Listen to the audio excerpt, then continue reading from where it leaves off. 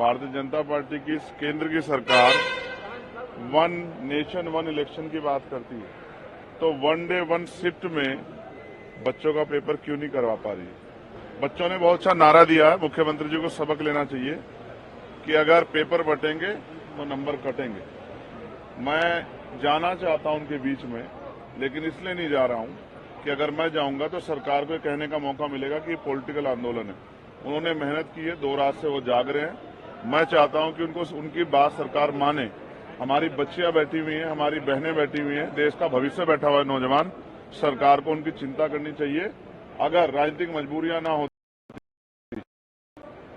कि उनके आंदोलन पे कोई सवाल ना खड़ा हो, तो मैं उनके बीच में जाके वहीं सड़क पर बैठता और उनको ये विश्वास दिलाता कि जहां नेता सिर्फ उनसे वोट चाहते हैं, वहां कुछ लोग ऐसे भी हैं जो चाहते हैं कि उनकी समस्याओं का हल हो। मैं बच्चों के साथ खड़ा हूं और मैं सरकार से मांग करता हूं कि उनकी मांग को माने और एक ही शिफ्ट में ये पेपर कराएं। आप देखो 41 जिलों में करा रहे हो, तो क्या बाकी 34 जिलों में आप मानते हो कि पेपर हो ही नहीं सकता?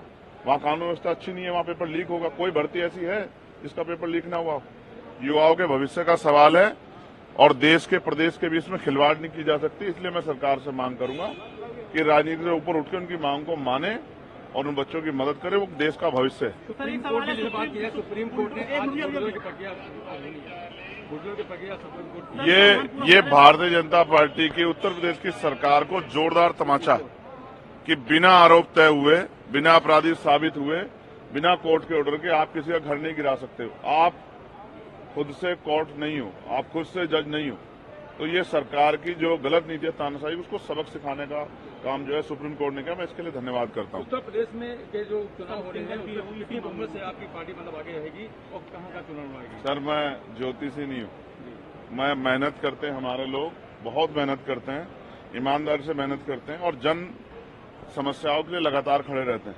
इसके लिए हमें मुकदमे भी झेलने पड़ते हैं, गोलियां भी खानी पड़ती है, लाठियां भी खानी पड़ती है। हम इनसे नहीं डरते। हम जनता की लड़ाई लड़ रहे हैं और हम लड़ेंगे। हम लोगों का दिल जीतेंगे, मेहनत करके दिल जीतेंगे। बुलडोजर एक्शन पर सुप्रीम कोर्ट ने कहा है प्रशासन जज नहीं बन सकता, अवैध बुलडोजर कार्रवाई करने वाले अधिकारी दंडित किए जाएंगे। एक तरीका भी हो सकता है जहां जहां अवैध कार्रवाई की गई वहां पर मुआवजा दिया जाए। 15 दिन का समय। मैं सुप्रीम कोर्ट के इस फैसले से पूर्णतः सहमत हूं। मैं पहले दिन से इसका विरोध कर रहा हूं और किसी की भी सरकार हो, मकान घर बनाने में बहुत समय लगता है और सिर्फ आरोप के आधार पे जहां फर्जी मुकदमे दर्ज होते हो, आप किसी का घर नहीं तोड़ सकते हो।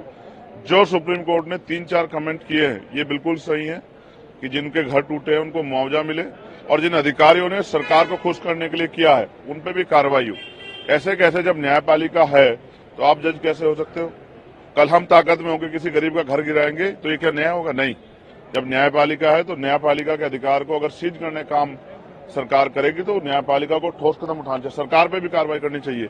उनकी मंशा को भी देखना चाहिए कि उनकी मंशाएं कैसी हैं। यहाँ भी अयोध्या में भी लोग घरों में बुलडोजर चले और उसका खामियाजा लोकसभा के चुनाव में भारतीय जनता पार्टी ने उठाया भी। यूपीएससी एग्जाम को लेकर के जिस तरीके से धरने पर बैठे लाठीचार्ज हुआ है, ये बहुत महत्वपूर्ण है। आप ये समझिए, मैं उन बच्चों का धन्यवाद देता हूं जो अपने अधिकारों के लिए लड़ रहे हैं। वो जागरूक हैं, वो देश के सच्चे नागरिक हैं। मैं वहां जाना चाहता हूं, लेकिन इसलिए नहीं जा रहा हूं क्योंकि उनके आंदोलन पे कोई सवाल ना खड़ा हो कि पॉलिटिकल है। लेकिन मैं हम उनके साथ खड़ा हूं, हमारी पार्टी संगठन उनके साथ खड़ा है। हमारी बेटियां वहां बैठी हैं, हमारी बच्चियां बैठी हैं, बच्चे हैं वहां, सब नौजवान हैं, देश भर से आए हुए लोग हैं। इसलिए बैठे हैं कि उन्होंने बिल्कुल सही कहा कि वन नेशन वन इलेक्शन की बात करने वाली सरकार वन डे वन शिफ्ट में एग्जाम क्यों नहीं करा सकती है? 41 सेंटर पे आप करा रहे हो, बाकी 34 सेंटर पे आपको उम्मीद है कि पेपर लीक हो जाएगा। पुलिस की भर्ती का पेपर लीक हुआ, दरोगा की हुआ, पटवारी का हुआ, कोई ऐसी भर्ती इसका पेपर लीक नहीं हुआ।